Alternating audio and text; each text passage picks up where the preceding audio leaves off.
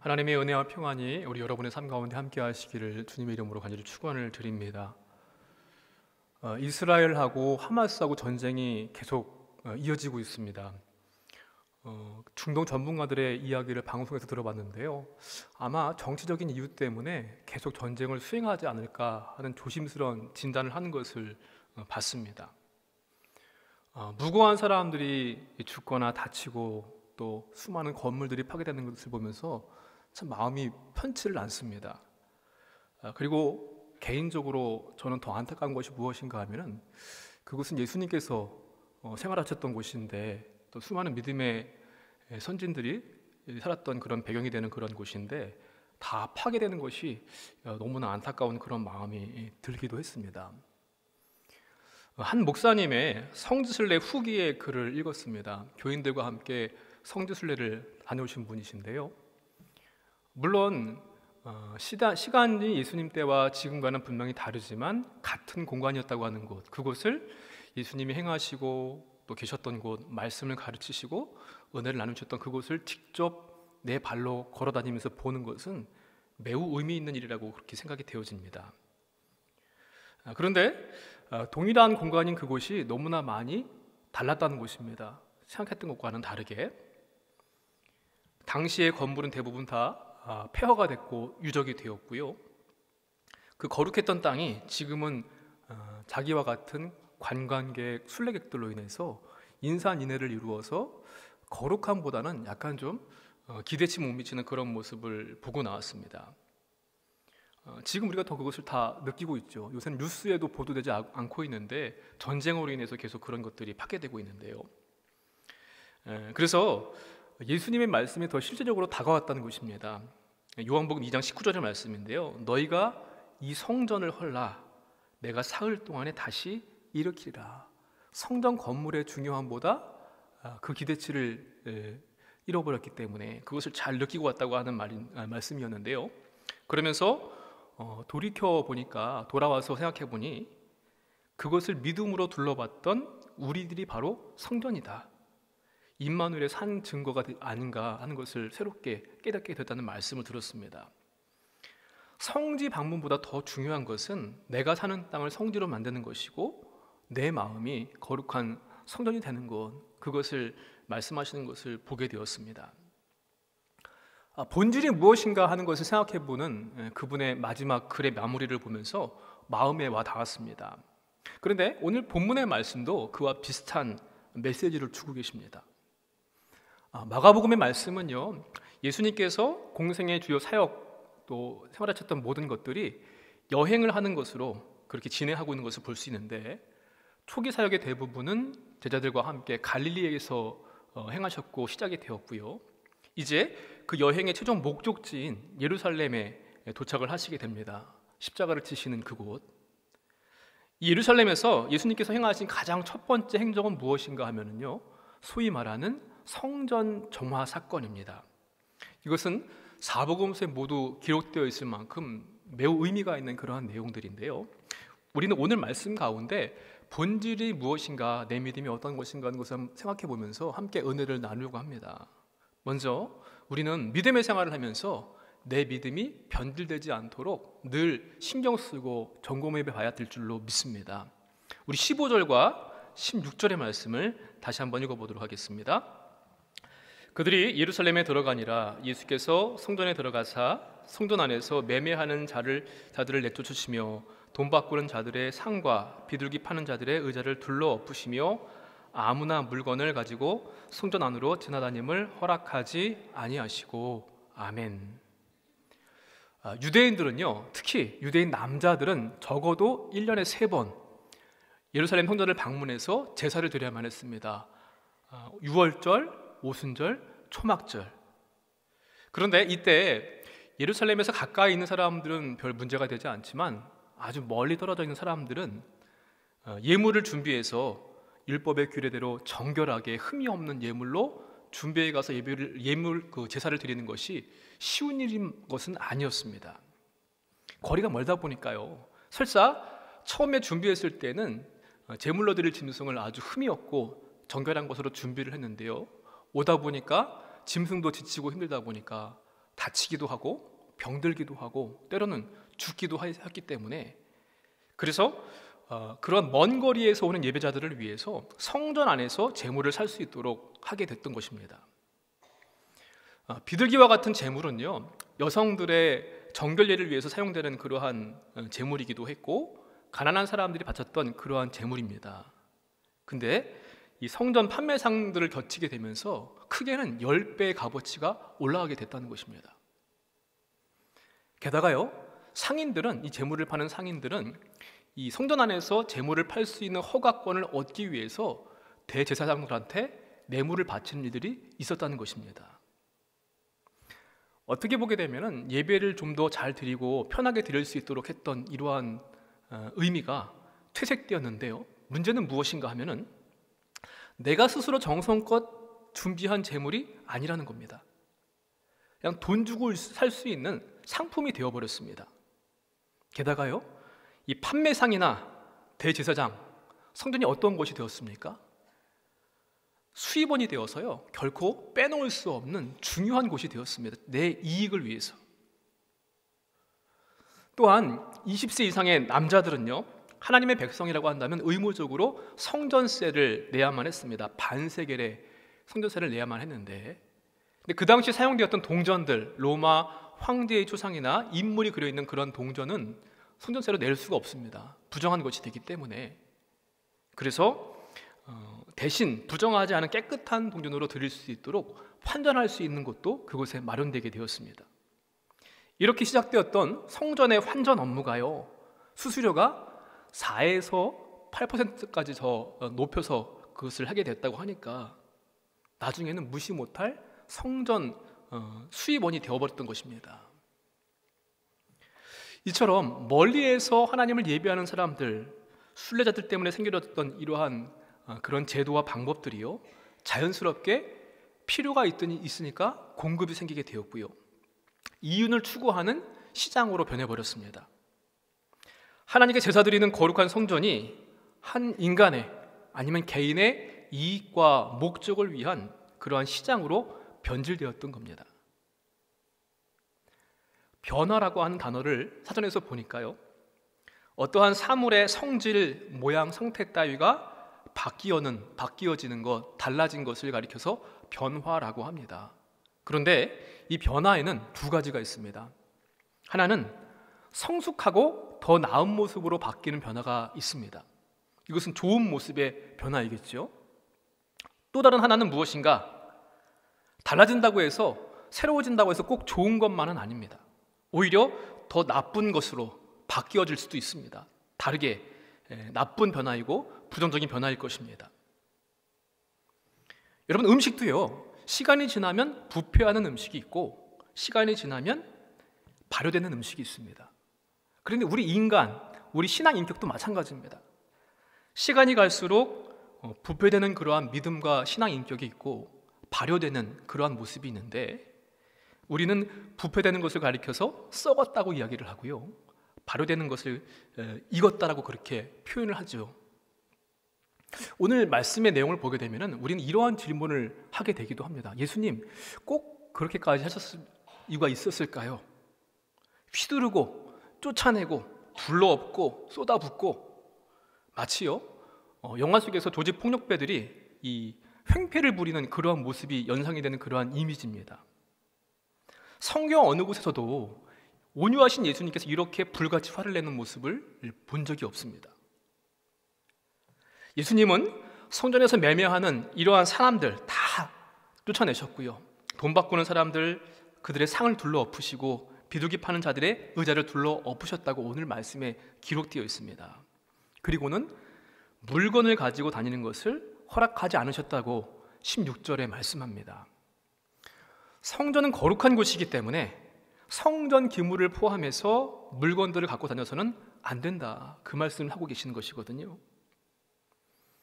신앙이 가장 충만한 곳 예루살렘, 그 중에서도 성전입니다. 그런데 오히려 가장 신앙을 저버린 모습이 되어서, 타락한 현장이 되어서 예수님의 분노를 일으켰던 것입니다. 사랑하는 성도 여러분, 하나님께 제물을 준비하고 제사를 드리는 것은 거룩하고 아름다운 믿음의 모습인 줄로 믿습니다. 그런데 그조차도 깨어있지 않으면요, 내 편의와 욕망을 위해서 거룩함을 잃어버리기가 너무나 쉽다는 것입니다. 하나님 대신에 재물, 아니 다른 가치들을 놓아서 변질되어 있지는 않은지, 내 믿음이 주님이 말씀하신 것처럼 강도의 소굴로 그렇게 썩어버리진 않았는지 살펴봐야 될 줄로 믿습니다. 특별히 사순절기를 맞이하면서 우리의 믿음이 변질, 그것이 아니라 변화로, 성숙으로 익어가는 믿음이 되시기를 주님의 이름으로 간절히 축원을 드립니다. 또한 우리가 두 번째로 생각해야 될 믿음의 주제는요, 우리의 믿음이 변질되지 아니하고 진실한 기도와 같은 그러한 자세가 되어야 한다는 것입니다. 성전을 다 정화하신 예수님께서는 갑자기 기도에 대한 말씀을 하십니다. 언뜻 생각하기에는요, 제사는 준비는 이렇게 해야 된다, 제물도 이렇게 준비하고 마음가짐, 옷차림 이렇게 해서 모든 과정을 순결하고 거룩하게 흠이 없게 준비해야 된다라는 말씀을 주실 것 같은데, 그렇게 말씀하신 것이 아니라 다소 엉뚱하게도 기도에 대한 말씀을 주십니다. 같은 내용을 기록하고 있는 평행 본문 요한복음에서는요, 강도의 소굴을 만들지 말라, 장사하는 집을 만들지 말라 이렇게 말씀하셨거든요. 그런데 오늘 예수님의 말씀은 내 집은 기도하는 집이라는 말씀을 주십니다. 우리 17절의 말씀을 다시 한번 함께 읽어보도록 하겠습니다. 기록된 바 내 집은 만민이 기도하는 집이라 칭함을 받으리라고 하지 아니하였느냐, 너희는 강도의 소굴을 만들었도다 하시매. 아멘. 유대 종교 지도자들에 의해서 성전은 강도의 소굴이 되어버렸습니다. 예레미야서의 말씀을 인용하신 말씀인데요, 그러면서 주님께서 주신 말씀은 성전은 어떠한 곳이다 주신 말씀이 이사야서의 말씀을 인용하십니다. 내 집은 만민이 기도하는 집이다. 여러분, 성전의 가장 중요한 기능은 무엇일까요? 왜 제물을 준비하고 왜 제사를 드립니까? 우리 인간이 지은 죄사함을 위해서 하는 일이었습니다. 흠없는 제물이 필요한 것도 바로 내 죄를 대신해 짊어지고 죽을 제물이 있어야만 하기 때문에, 그래서 내가 지은 죄에 대한 용서함을 받기 위해서 성전에서 제사를 드리는 것이고요, 이것이 성전의 가장 중요한 목적입니다. 그래서 하나님의 용서가 임하는 곳, 용서의 은혜가 있는 곳이 바로 성전입니다. 그런데 이렇게 흠없는 제물을 통하여서 하나님께 제사를 드림으로 하나님의 용서가 선포되어야 할 이 장소에서 이제는 그 기능이 사라져 버렸습니다. 용서의 기능을 하지 못하게 되었습니다. 상업적 기능으로 인해서 본래의 목적을 잃어버렸기 때문이고요, 성전의 영적인 지도자들, 이들은 제사를 통해서 하나님과 백성들 간의 중요한 영적인 임무를 담당하기보다는 사리사욕, 재물을 팔고 이권, 돈을 받는 것, 이런 것들로 인해서 그들은 마땅한 일을 하지 못하게 되었습니다. 더 이상 하나님께서 용서하신 은혜가 체험될 수 없는 곳이 되었습니다. 그래서 주님은 이곳이 강도의 소굴이라고 말씀하십니다.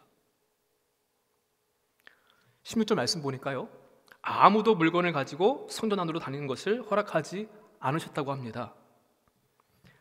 허울만 갖춘 성전 제사보다는 그런 것은 더 이상 필요 없다는 말씀입니다. 대신 예수님께서 말씀하신 것이 뭡니까? 내 집은 기도하는 집이라는 겁니다. 허울만 갖춘 형식만 있는 무의미한 제사를 드리는 믿음이 아니라 기도하는 믿음을 강조하신 줄로 믿습니다. 그래서 이러한 부패하고 썩은 성전 제사보다 뭐가 더 낫다고요? 기도하는 믿음이 더 낫다는 것입니다. 성전 제사하고 기도하고 다른 점이 있습니다. 무엇이 다른가? 먼저 우리는 공간을 초월할 수 있습니다. 성전 제사는요, 예루살렘 성전까지 와야만이 제사를 드릴 수가 있습니다. 그러나 주님이 말씀하신 기도는 어떻습니까? 무릎 꿇고 진실하게 기도하는 그곳이 어디든지 그것이 바로 기도하는 성전이 될 줄로 믿습니다. 하나님을 만날 수가 있습니다. 게다가요, 제사장과 같은 중간 인간의 그런 역할이 필요하지 않습니다. 우리 주님 말고는 예수님의 이름만 의지한다고 한다면 남녀노소 빈부귀천을 막론하고 누구든지 하나님을 만날 수 있는 은혜가 임하는 것입니다. 그 당시에 하나님의 용서의 은혜를 입을 수 있었던 곳, 은혜를 체험할 수 있는 방법은 유일하게 재물을 가지고 그곳까지 가서 제사를 드리는 것이었습니다.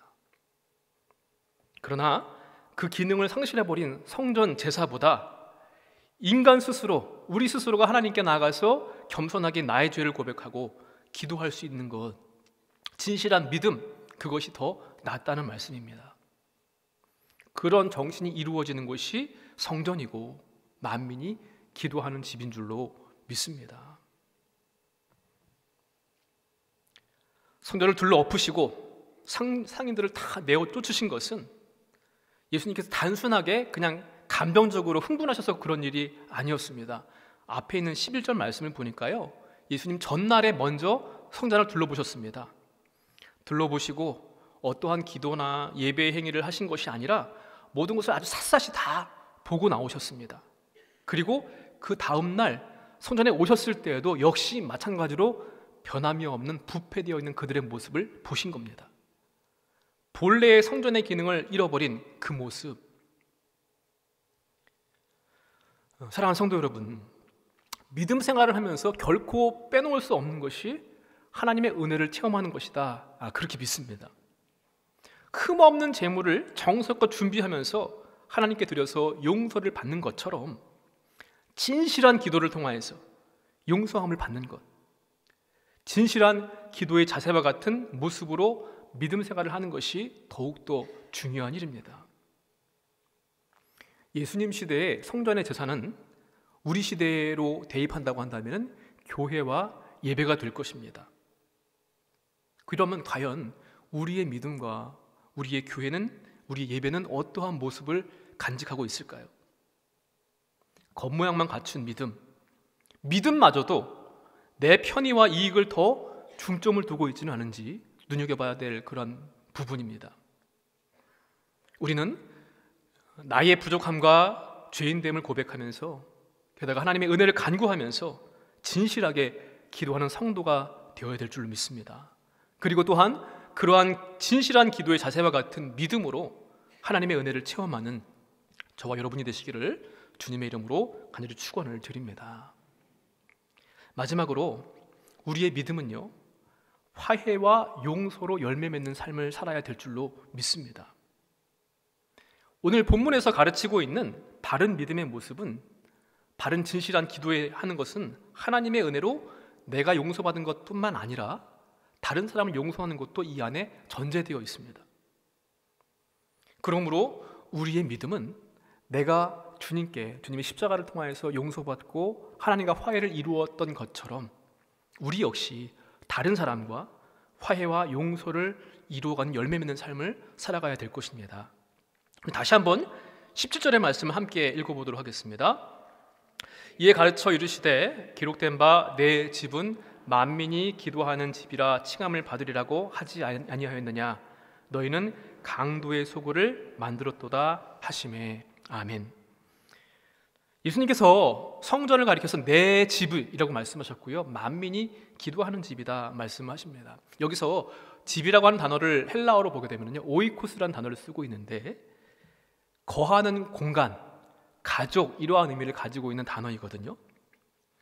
하나님과 하나님의 용서를 받은 사람들이 함께 거하는 공간, 그곳이 바로 하나님의 집이고 교회입니다. 그리고 이것은요, 나만이 아닙니다. 이스라엘 백성들만이 아닙니다. 모든 사람을 위한 곳이 바로 만민의 집, 주님의 교회입니다. 그래서 모든 사람이 용서받고 용서하고 함께 하나님과 거주하는 곳, 그것이 바로 교회입니다. 성전입니다. 그래서요, 여러분, 기도에는, 우리의 믿음에는 성전의 제사에 흠없는 제물을 준비하는 것 같이 준비하는 것이 필요한데, 그것이 무엇인가 하면요, 다른 사람과 혹시 원수된 일이 있다고 한다면은, 미워하고 용서하지 못하는 부분이 있다고 한다면은 용서하고 화해하는 것입니다. 그것이 하나님께서 내게 베푸실 은혜의 선결 조건입니다. 기도와 믿음 생활을 통해서 내가 용서받은 것뿐만 아니라 다른 사람과 화해하고 용서하는 것. 그래서 11장 25절에 말씀하는데요. 우리 다시 한번 우리 본문의 말씀 아닙니다만 함께 읽어보면 좋겠습니다. 우리 11장 25절 말씀입니다. 서서 기도할 때에 아무에게나 혐의가 있거든 용서하라. 그리하여야 하늘에 계신 너희 아버지께서도 너희 허물을 사하여 주시리라 하시니라. 아멘.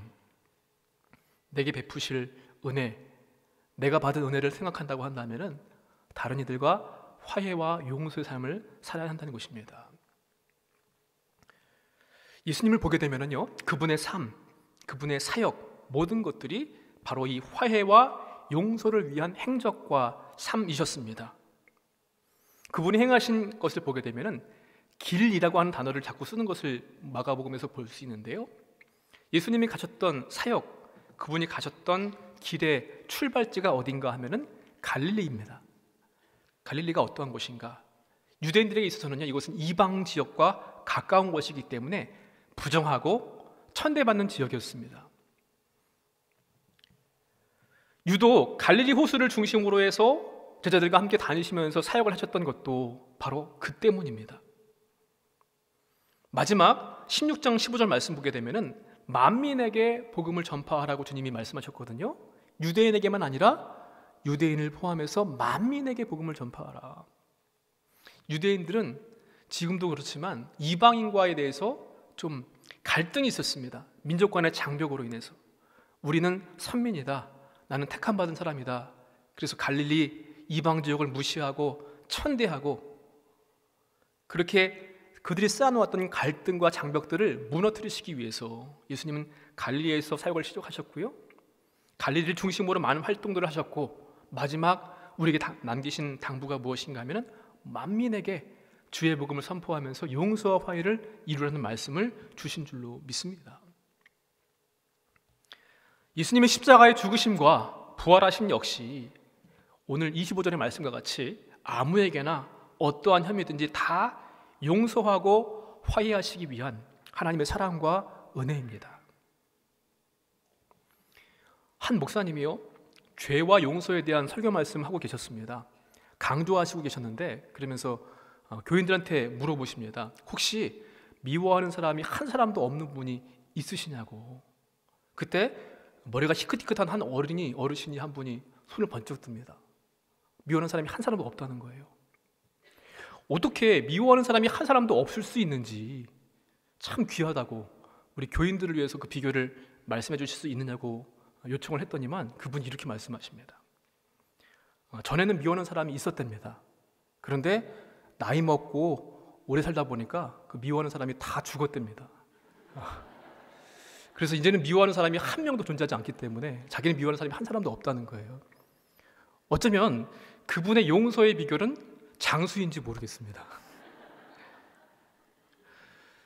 며칠 전 신문을 보니까요, 90년을 넘게 신앙생활을 이제 살아오시면서 해오신 세 분의 이야기를 국민일보에서 소개한 것을 보게 되었는데요. 한 분은 90세를 넘기신 여자 목사님이신데 들꽃 카페 교회를 운영하시면서 또 계속 사역을 이어가시는 분이시고요. 또 한 분은 91세에 한국침례신학대학교에서 학위 수역을 받으셨던 한 노인 장로님이셨고, 마지막 한 분은 마석에 있는 원로 권사님이시던데요. 1년에 성경 통독을 7번 하신답니다. 그래서 신앙의 롤 모델로 교인들한테 존경과 사랑을 받으시는 분이신데요. 이 세 분들이 공통적으로 하는 말씀들이 있더라고요. 격동의 한국의 현대사를 지내오시면서 온몸으로 견뎠고 또 지나온 시간들을 돌이켜보니까 다 하나님의 은혜였다는 것입니다. 그러면서 이 세 분이 말씀해 주시는 90년의 삶에 주실 말씀이 무엇인가 물어보니까요, 용서하고 베풀고 사랑하라. 그것이 그분들의 공통된 권면의 말씀이셨습니다. 오늘 본문 성전 정화 사건의 이야기를 보게 되면요, 마가복음의 독특한 특성인데 무화과 나무 이야기가 앞뒤로 배치되어 있습니다. 그래서 꼭 샌드위치 같이 무화과 나무 이야기 가운데에 오늘 성전 정화 사건의 이야기가 들어가 있거든요. 이것은 곧 하나라는 겁니다. 이 세 가지의 이야기가 열매가 있어야 할 무화과 나무에 열매가 없어서 저주받아서 말라 죽었던 무화과 나무처럼 제 기능, 본질을 잃어버렸던 성전과 믿음의 모습이 바로 열매 맺지 못해서 말라 죽은 무화과 나무와 같다. 여러분, 우리는 어떻습니까? 우리는 예배도 드리고요, 찬양도 드리고 설교도 진지하게 듣습니다. 누가 보아도 신앙의 형식적인 면에 있어서는 잘 그렇게 이루어지고 있습니다. 얼핏 보기에는 큰 문제도 없어 보입니다. 그런데 믿음이 성숙하지 못해서 변질되어 버리고 진실한 기도와 진실한 믿음의 태도가 없는 신앙생활, 그리고 다른 일을 향한 용서와 화해가 없는 믿음이 곧 열매 맺지 못하는 무화과 나무 같은데, 내 모습 가운데 혹시 그런 모습은 있지는 않습니까? 무화과 나무는요, 땔감으로 쓰지 못합니다. 건축용 자재로도 쓰지 못합니다. 무화과 나무를 심는 것은 단 한 가지, 열매를 따먹기 위한 것입니다.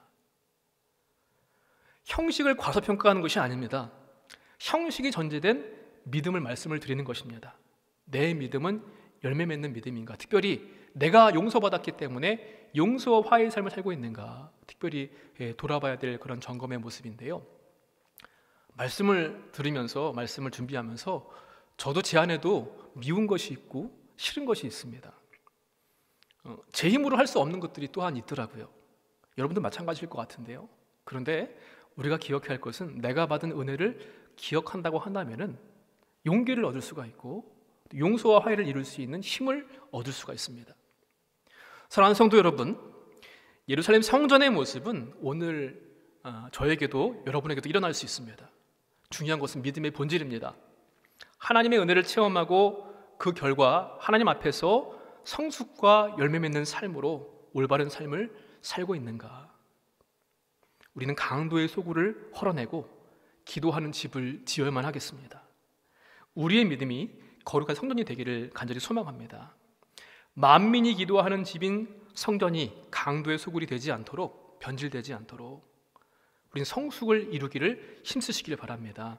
그 믿음이 진실한 기도로 이어지고 진실한 기도의 정신과 같은 믿음 생활을 통하여서 화해와 용서의 열매 맺는 삶으로, 특별히 이 세일의 새벽 기도회를 지내면서 그 일에 한번 집중해 보시는 은혜를 체험하시기를 바랍니다. 바라기는 오늘 주신 말씀이 꼭 이루어지고 주님과 동행하는 거룩한 삶의 모습으로 나아가는 우리 모두가 되시기를 주님의 이름으로 간절히 축원을 드립니다.